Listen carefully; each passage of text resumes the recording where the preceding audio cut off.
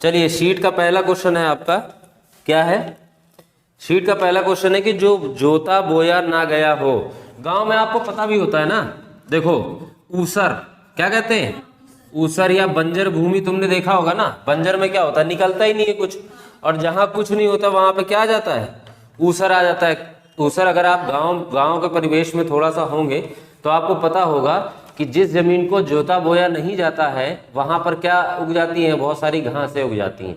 तो कहा जाता है कि ये कैसी ऊसर भूमि है, यहाँ पे ससुरा कुछ जोया बोता नहीं जाता। इसका मतलब ये नहीं कि वो बंजर है। बंजर का मतलब क्या होता है, जहां पर होता ही नहीं है, उगता ही नहीं है। लेकिन जहां उगता है मगर उससे जोता बोया नहीं गया है, उसको क्या कहा जाता है, ऊसर कहा जाता है। समझ में आ गई बात की नहीं? ठीक, अगला देखो, कान के नीचे का लटकता हुआ कोमल भाग। आपके ऑप्शन है कर्णफूल, कर्णभाला, कर्णपाली या कर्ण। तो आपको पता है कि उसको क्या कहा जाएगा, कर्णपाली कहा जाएगा। वो कौन सा भाग होता है, जहां पर क्या लगाते हैं आप, मतलब लड़कियां क्या लगाती हैं यहाँ पे, यो क्या कहते हैं इसको, जो हाँ ईयर रिंग्स जो लगाती हैं सही है, जो पान करने योग्य नहीं है। मतलब सीधी बात है, पान का मतलब होता है जिसको आप, खान पान का क्या मतलब होता है, जैसे खान पान कहते हैं तो खान का मतलब होता है कि इसको खाया जा सकता है ना, और पान का मतलब क्या होता है कि उसे पिया जा सकता है, और जिसे पिया नहीं जा सकता है उसे क्या कहेंगे हम, अपेय कहेंगे। तो आपका कौन सा ऑप्शन सही हो जाएगा, ऑप्शन नंबर डी सही हो जाएगा। जो बहुत कम बोलता है उसको क्या कहा जाता है, सॉरी जो बहुत बोलता है, प्रश्न नंबर 4 है आपका कि जो बहुत बोलता है उसको क्या कहते हैं, बहुत अधिक बोलने वाले को कहा जाता है, वेरी गुड, उसको कहा जाता है वाचाल। तो आपका ऑप्शन नंबर कौन सा सही हो जाएगा, सी आपका ऑप्शन सही हो जाएगा। आगे देखिए, अगला है आपका सब कुछ खाने वाला। इसके लिए एक शब्द तो आपको पता ही है, जो सब कुछ खाता है उसको क्या कहते हैं, सर्वाहारी कहते हैं। तो इसका क्या ऑप्शन नंबर कौन सा सही हो जाएगा, इसका हो जाएगा ऑप्शन नंबर बी सही हो जाएगा, जिसको हम कहते हैं सर्वहारी। ठीक है, आगे देखते हैं अगला क्या है। हाँ हाँ हाँ और यहाँ पर देखो, यहाँ पर क्या है, एक जगह, जो एक जगह से दूसरी जगह ना ले जाया जा सकता हो। तो देखो सीधी सी बात है, उसको क्या कहा जाता है, कोई चीज स्थायी होती है, रुकी हुई है, वहां पर चल भी सकती, चलायमान हो सकती, नहीं भी हो सकती। लेकिन जिसको एक जगह से दूसरी जगह नहीं ले जाया जा सकता, इसको क्या कहते हैं, स्थावर कहते हैं। इस शीट को अगर आप, ये जो शीटें हैं इसमें लगभग पुराने जो यूपीपीसीएस ने जो भी पूछे वाक्यांश के लिए एक शब्द लगभग है, टोटल कितने हैं इसमें, 76 क्वेश्चन है ना। तो ये लगभग पुराने जितने हैं वो हैं, और ये सब पूरा मैंने आपको पढ़ा भी रखा है ना। और जिन्होंने नहीं पढ़ा है वो जाकर वीडियो देख लें, वीडियो में मैंने ये सब पढ़ाया वाक्यांशों के लिए एक शब्द में। ठीक, आगे देखते हैं। अगला प्रश्न है आपका, जिसे भेदा या तोड़ा ना जा सके तो उसे क्या कहते हैं, अभेद कहा जाता है। आप इसको ऐसे भी लिख सकते हैं या इसको ऐसे भी लिख सकते हैं, ठीक है, दोनों ही सही है। अगला देखिए, सब कुछ खाने वाला, ये तो वही क्वेश्चन वापस से आ गया, छोड़ दो। अगला देखो, ये है क्वेश्चन नंबर 10। देखो, बिना पलक झपकाए इसको क्या कहा जाता है, निर्निमेष। क्योंकि पलक को क्या कहा जाता है, आप एक बात बताओ, अगर मैं ये शब्द बोल रहा हूं निर्निमेष, तो रा कहां लगेगा, शा नहीं आ रहा, सॉरी, हाँ, तो निर्निमेष रा कहां लगेगा, मां पे लगेगा, नहीं वहां नहीं लगेगा। देखो यहां पर रा की बोली आ रही है ना, निर, तो मैंने तुमको बताया था जब भी रा लगेगा हमेशा अगले वाले टर्म पे लगता है, तो क्या हो जाएगा, निर्निमेष। समझ में आ गया बात की नहीं, कैसे लिखना है ये भी ध्यान रखना, ठीक है, वर्तनी शुद्धि में काम आएगा। निमेष। उसके बाद अगला देखो, जो तोला ना जा सके, जो तोला ना जा सके उसको क्या कहते, सॉरी, जो तोला जा सके, तो जो तोला जाता है उसको क्या कहा जाता है, परिमेय कहा जाता है। क्या कहा जाता है, परिमेय, ठीक है। उसके बाद कम बोलने वाला, उसको क्या कहते हैं, मितभाषी कहते हैं। जो कम बोलता है उसको क्या कहा जाता है, मितभाषी कहा जाता है। और यही एक प्रश्न मैं आपसे पूछना चाह रहा हूं। प्रश्न मेरा ये है कि आप ये बताओ कि जो कम बोलता है उसे तो मितभाषी कहते हैं, तो ये बताओ अल्पभाषी किसे कहते हैं, बताइए। अल्पभाषी किसे कहते हैं? बड़ी बात को छोटे में कह दे, वो तो कम बोलता है तो बड़ी बात को छोटे में कह ही देगा, उसमें क्या है, उसको क्या कहेंगे? अल्पभाषी किसे कहते हैं? नहीं, मितभाषी होता है कम बोलने वाला, जो शब्दों में कम बोलता है, ठीक है। लेकिन अगर बहुत कम बोलने वाला आ जाएगा तो ऑप्शन में क्या, तब आपका आंसर क्या हो जाएगा? अल्पभाषी। इसीलिए ये दो बातें आप याद रखना। अगर आपको ये आ जाए कम बोलने वाला, ये कम बोलने वाला, तो आप क्या लगाएंगे? और अगर आ जाए बहुत कम बोलने वाला, क्या? बहुत कम बोलने वाला। अगर ये दो सेंटेंस आ जाएं तो कम बोलने वाले में आप लगा देना मितभाषी, और बहुत कम बोलने वाले में आप लगा देना क्या? अल्पभाषी। बात समझ में आ रहा नहीं आ रहा? ठीक है, ये मैं आपको इसलिए बता रहा हूं क्योंकि ऑप्शन ऐसे कंफ्यूजिंग वाले दिए होते हैं, ऐसे कंफ्यूज किया जाता है ऑप्शंस को देकर के, इसीलिए आप ये छोटी छोटी चीजें याद रखेंगे। अगला क्या है? अगला है मोक्ष पाने की इच्छा। मोक्ष पाने की इच्छा हमेशा क्या होती है? मुमुक्षु होती है। ऑप्शन यहाँ गड़बड़ दे रखा है। मोक्ष पाने की इच्छा आपकी क्या होगी? मुमुक्षु। ठीक है, इसको लगा लेना, यहाँ गलत है। अगला प्रश्न है आपका, जो युद्ध में स्थिर रहता है। सीधी बात है, युद्ध में स्थिर रहने वाले को क्या कहा जाता है? युधिष्ठिर कहा जाता है। ठीक, ये तो आपने पढ़ा ही होगा, है ना। अगला देखो, जो तुरंत कोई युक्ति सोच लेता है। युक्ति का मतलब है क्या? कोई सॉल्यूशन ढूंढ लेता है वो तुरंत का तुरंत, तो उसको क्या कहा जाता है? सर्वज्ञ नहीं, दूरदर्शी नहीं, दार्शनिक नहीं, तो बचा क्या? प्रत्युत्पन्न मति। तो ये आपका होगा प्रत्युत्पन्न मति, जो कि क्या है? जो तुरंत कोई युक्ति सोच लेता है। सब कुछ जानने वाले को क्या कहा जाता है? सर्वज्ञ। जो सब कुछ जानता है, ज्ञानी भैया, उनको क्या कहते हैं? सर्वज्ञ कहते हैं। अगला देखो, जिसकी आशा ना की गई हो उसको क्या कहा जाता है? आप देखो यहाँ पे आशान्वित और प्रत्याशा, ये दो बातें तो आप छोड़ दो, आपको सिर्फ दो बातों पे ध्यान देना है। एक शब्द दे रखा है आपका आशातीत, ऑप्शन नंबर ए, जो कि आपका दिया हुआ है क्या? आशातीत, और दूसरा दिया हुआ है ऑप्शन नंबर आपका बी, जिसको कहते हैं अप्रत्याशित। क्या कहा गया है? अप्रत्याशित। तो जिसकी आशा ना की गई होती है उसको क्या कहा जाता है? अप्रत्याशित कहा जाता है। आशातीत नहीं कहते हैं, क्या कहते हैं? अप्रत्याशित कहते हैं। ठीक है, अब आशातीत किसे कहते हैं ये बात समझो पहले आप।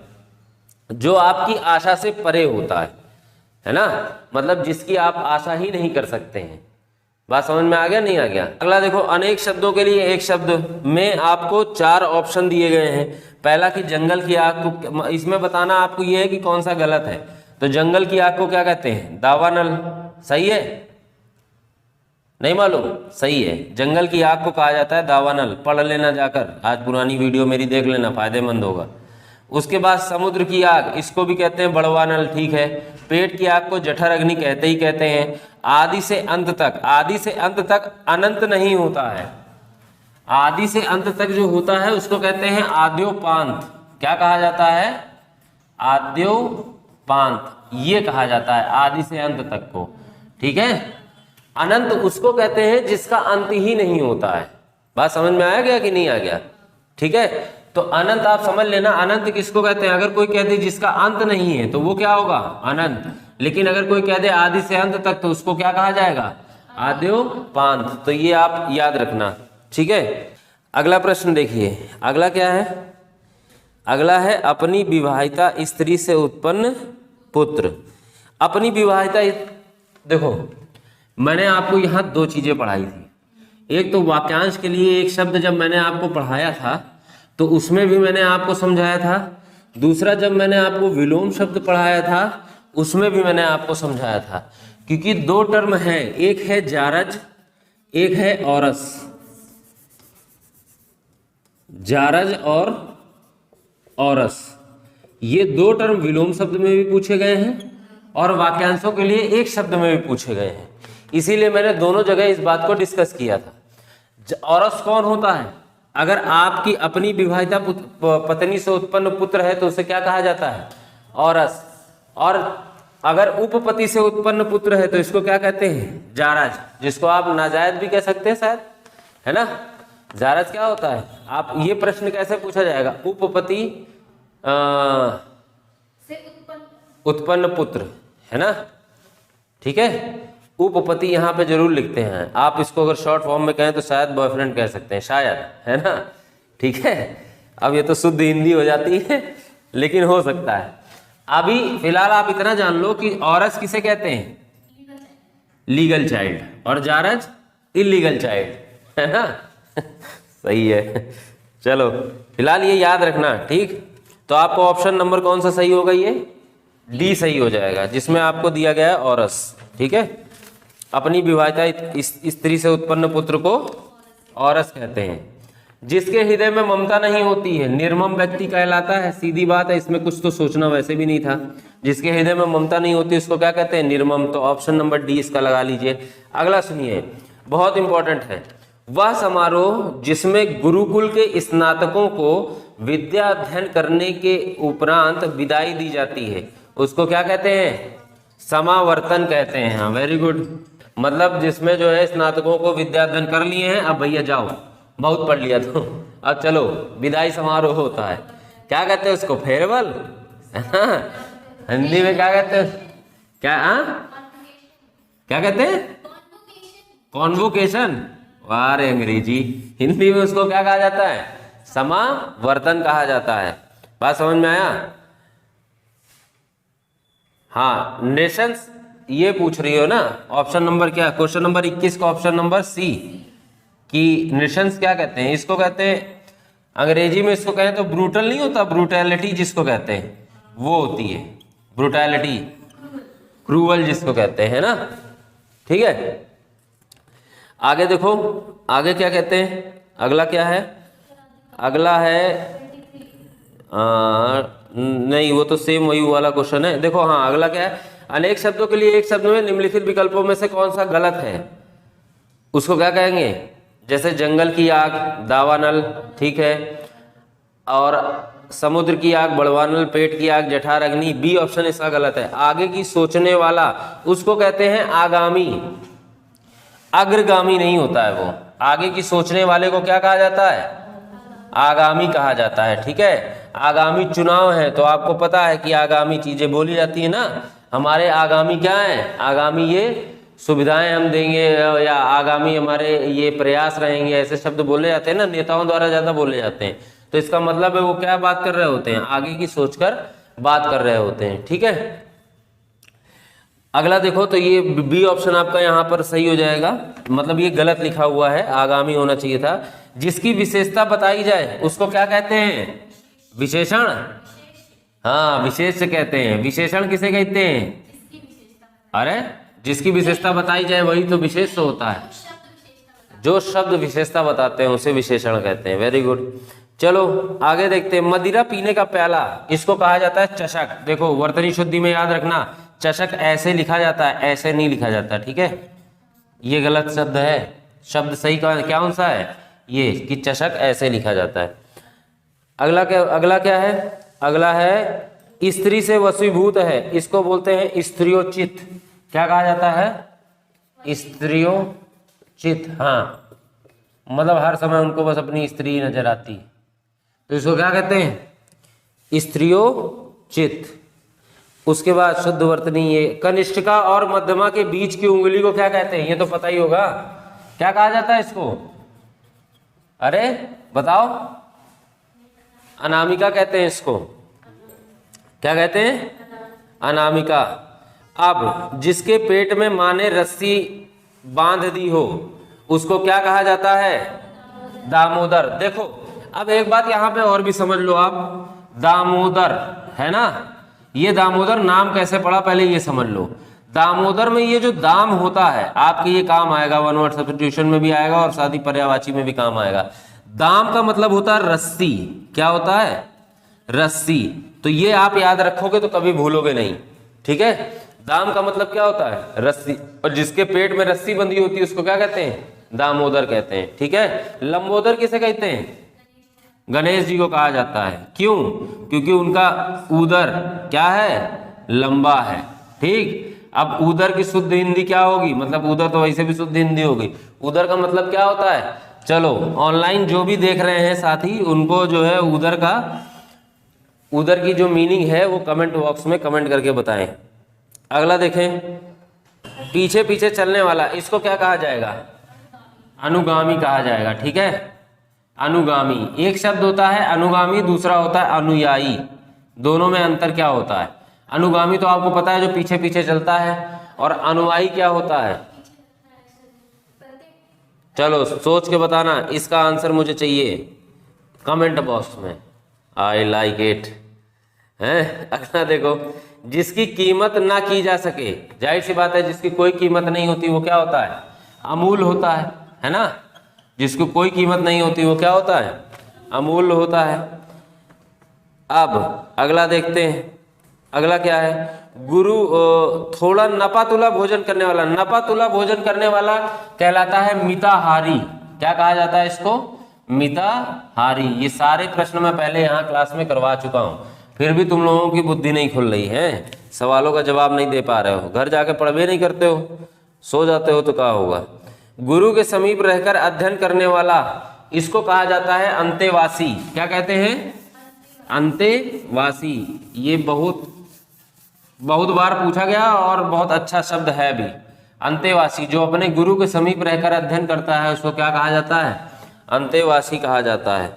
अगला क्या है? जिसके हृदय पर आघात हुआ हो, इसको कहते हैं मर्माहुत। जिसके हृदय पर आघात हुआ होता है उसको कहते हैं मर्माहुत, क्योंकि मर्म का मतलब क्या होता है? हृदय। और यहीं से शब्द एक और भी बनता है आपका, क्या कहते हैं इसको? मार्मिक। मार्मिक शब्द का मतलब क्या होता है? कमेंट बॉक्स में जल्दी से जल्दी बताएं। ठीक है, अगला देखें। अगला प्रश्न क्या है कि जिस स्त्री का पति जीवित है उसको क्या कहते हैं? उसको कहते हैं सधवा। क्या कहा जाता है? सधवा। और जिसका पति मर गया होता है उसको क्या कहते हैं? विधवा, है ना। तो विधवा और सधवा ये आपका काम आएगा, किसमें काम आएगा? विधवा और सधवा आपका काम आएगा किसमें? विलोम शब्द में, तो याद रखना। उसके बाद अगला प्रश्न है आपका, जिसके सिर पर चंद्र हो, इसको क्या कहा जाता है? चंद्रशेखर कहा जाता है। क्या कहा जाता है? चंद्रशेखर कहा जाता है। ये दा है, ऐसे चंद्रशेखर कहा जाता है। ठीक है, ऐसे लिखो चंद्रशेखर, शिखर नहीं कहते उसको। ठीक है, उसके बाद अगला देखो, हृदय, जिसके हृदय में ममता नहीं होती निर्मम तो हो गया। तिलक लगाने में जिस अन्न का उपयोग किया जाता है, बताओ क्या कहते हैं उसको? ये तो पता ही होगा, क्या कहा जाता है? अच्छत कहा जाता है। कहा जाता है कि नहीं कहा जाता? यहाँ जो लगाया जाता है तो उसको क्या कहते हैं? अच्छत कहते हैं। कि उड़द कह देते हैं?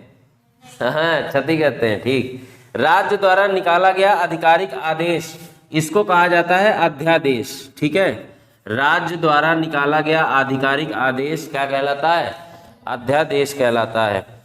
उसके बाद अगला देखिए, वह स्त्री जिसका पति परदेश गया हो, ऑप्शन है नवोड़ा। ठीक है, उसके बाद है प्रवत्स पतिका, उसके बाद है प्रेषित पतिका, और फिर है आगत पतिका। तो जिसका पति परदेश गया होता है उसको कहते हैं प्रेषित पतिका। क्या कहा जाता है? प्रेषित पतिका। लेकिन यहाँ पर एक शब्द और है, उस जिसका जो है आगत पतिका। तो आगत पतिका को क्या कहते हैं? आगत पतिका के लिए कौन सा शब्द उपयोग होता है इसकी भी आप कमेंट बॉक्स में हमको बताएंगे। ठीक है, प्रेषित पतिका तो वो होती है जिसका पति विदेश गया हो, तो आगत पतिका कौन होती है ये बात आपको मुझे बतानी है। आगे देखते हैं, अगला क्या है? अगला कहाँ गया? पैर से सिर तक, तो ये तो आपको मालूम होगा, क्या कहते हैं इसको? आपाद मस्तक कहते हैं। ठीक है, आपाद मस्तक कहते हैं पैर से सिर तक का। उसके बाद इसमें क्या है? सिख, नख, पाद, मस्तक, और सिखों पर ये सब कुछ नहीं है। अगला, अनुचित बात के लिए आग्रह करने वाला। देखो, अनुचित बात का आग्रह हमेशा क्या कहलाता है? दुराग्रह कहलाता है। दुराग्रह क्या होता है भाई? दुराग्रह अगर हम आपसे पूछे तो क्या होता है? आप किसी अनुचित बात के लिए हमसे क्या कह रहे हैं? आग्रह कह रहे हैं। जैसे मान लो तुम लोग कहीं हो गए आगे चल के क्या समीक्षा अधिकारी, तो कोई तुमको क्या देगा? रिश्वत देगा, कहेगा भैया हमसे ले लो तनी के और काम कर दो, तो तुम कहोगे हाय राम पैसा आ रहा, लक्ष्मी जी आ रही, रख लोगे एकदम। और फिर बढ़िया काम करोगे। क्योंकि अल्टीमेटली जिस हिसाब से लोगों के अंदर अमीर बनने की भावना जागृत होती जा रही है, तो लोग कुछ भी कर रहे हैं और करते भी हैं, और आप में से भी कई सारे करेंगे ही, इसकी मुझे पक्का यकीन है। यदि हुए तो कुछ ईमानदार होते हैं, अब आप वो बनेंगे कि नहीं बनेंगे वो तो राम ही मालिक है। आगे देखते हैं, वो तो आपकी इच्छाओं पर डिपेंड करता है ना। इच्छाएं अगर बहुत अधिक हैं तो पक्का है कि आप बेईमान बनेंगे। आपकी इच्छाएं नॉर्मल हैं तो इतना तो गवर्नमेंट दे देती है कि आपका जीवन सुचारू रूप से चल जाता है। समझ में आया? लेकिन खैर वो अपनी अपनी इच्छा पर डिपेंड करता है। दुराग्रह किसको कहते हैं? अनुचित बात के लिए अगर आग्रह होता है तो उसको क्या कहते हैं? दुराग्रह कहते हैं। और अनुचित बात का आग्रह जो करता है उसको क्या कहा जाता है? दुराग्रही कहा जाता है। क्या कहा जाता है? दुराग्रही कहा जाता है। समझ में आ गया बात की नहीं? अब अगला प्रश्न है आपका, जो अपने पद से हटाया गया है उसको कहते हैं पदच्युत। क्या कहते हैं? है ना, जो अपने पद से हटाया गया हो। ऑप्शन नंबर डी आपका सही हो जाएगा इसमें। कहते हैं अगला प्रश्न है कि जिसे किसी वस्तु की स्पृहा ना हो। स्पृहा का मतलब होता है इच्छा या कामना, लिख लेना फायदेमंद है। स्पृहा का मतलब होता है इच्छा सॉरी, या फिर होता है कामना। ठीक है, इच्छा या कामना। तो अगर किसी वस्तु की इच्छा नहीं है या उसकी कामना नहीं है तो उसको हमेशा कहा जाएगा निस्पृहा। और ये मैंने पढ़ाया है, ये मैंने यहीं इसी क्लास में पढ़ाया है। इसको क्या कहते हैं? निस्पृहा। ठीक है, आगे देखते हैं। अगला है जो पृथ्वी से संबद्ध है। संबद्ध का मतलब क्या होता है? जुड़ा हुआ होना। और कुछ दिन पहले जब मैं विशेष और विशेषण की क्लास ले रहा था तो मैंने वहां पर आपको पृथ्वी क्या है? विशेष है, और उसका विशेषण क्या बताया था? पार्थिव बताया था। तो वही होता है, जो पृथ्वी से संबद्ध होता है उसको क्या कहा जाता है? पार्थिव कहा जाता है। जो पहले था और अब नहीं है इसको क्या कहेंगे? भूतपूर्व। है ना, जो चीज पहले थी और अब नहीं है तो भूतपूर्व हो गई। ठीक है, अगला क्या है? अगला है जो कठिनाई से मिलता है। सिंपल सी बात है, कठिनाई से मिलने वाली चीज क्या होती है? दुर्लभ होती है ना। ये बहुत ही दुर्लभ है, अत्यंत दुर्लभ है। उसके बाद यहाँ पर अगला देखो, सवाल जवाब, बहस हुज्जत या दिए गए उत्तर पर उत्तर के लिए उत्तर, इन शब्द का क्या होता है? मतलब सवाल का जवाब दे दिया भाई साहब, फिर उस जवाब पे सवाल हुआ, फिर उस सवाल का जवाब हुआ, फिर उस जवाब पे सवाल हुआ। ऐसी चीजें हमेशा क्या कहलाती हैं? प्रत्युत्तर कहलाती हैं। क्या कहलाती हैं? प्रत्युत्तर। ये सारी कहानी किसमें आती है? प्रत्युत्तर में आती है। तो इसका ऑप्शन नंबर क्या हो जाएगा? सी सही हो जाएगा। अब ये आपका बहुत ही मोस्ट इंपॉर्टेंट है कि वह कन्या जिसके साथ विवाह का वचन दिया गया है इसको कहा जाता है वाग्दत्ता। क्या कहा जाता है? वाग्दत्ता। वह कन्या जिसके साथ विवाह का क्या दे दिया गया है? वचन दे दिया गया है, तो उसको हमेशा वाग्दत्ता कहा जाता है। ठीक है, अगला प्रश्न है आपका कि ऐसी जीविका जिसका कुछ ठीक ठिकाना ना हो, इसके लिए कौन सा शब्द होगा? आकाश कुसुम, आकाश ससिल, आकाश फल या फिर आकाश वृत्ति।